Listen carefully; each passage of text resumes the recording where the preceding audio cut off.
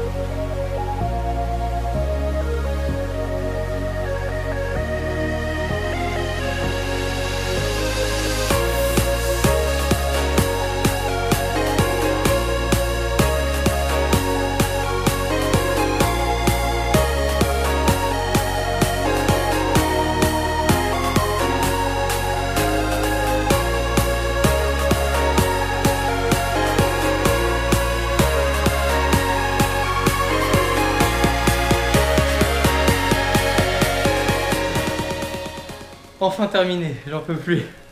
J'ai mis quoi? Bah j'ai dû mettre... il était 11h50, je verrai, j'ai dû mettre un peu moins d'une heure, à peu près une heure, peut-être une heure et quart pour monter ça. Les points forts et les points faibles. Au niveau des points faibles, j'en ai vu aucun pour le moment. Je viens de le monter, j'en ai vu aucun. Super simple au niveau du montage. Tout est bien marqué dans la petite notice qui se trouve ici pour pouvoir monter ce support écran. On a tous les accessoires qui sont fournis. Tous les écrans s'adaptent puisqu'il y a plusieurs pas de vis à l'arrière pour pouvoir le monter.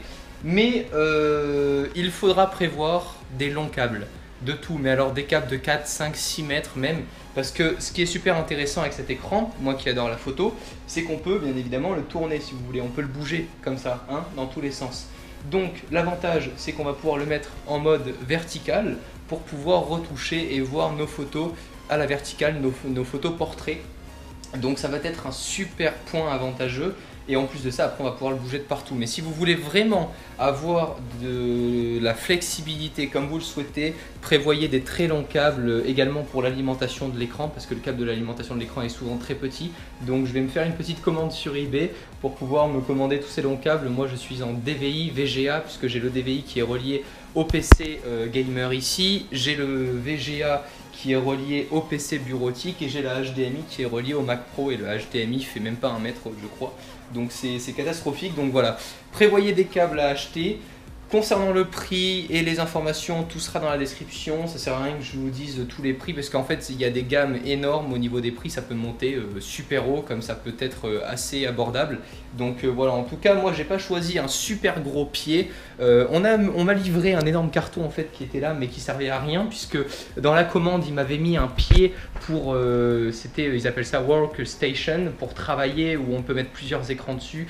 Je crois que non, celui-ci c'est un écran mais on va pouvoir mettre le clavier avec la souris sur le support même.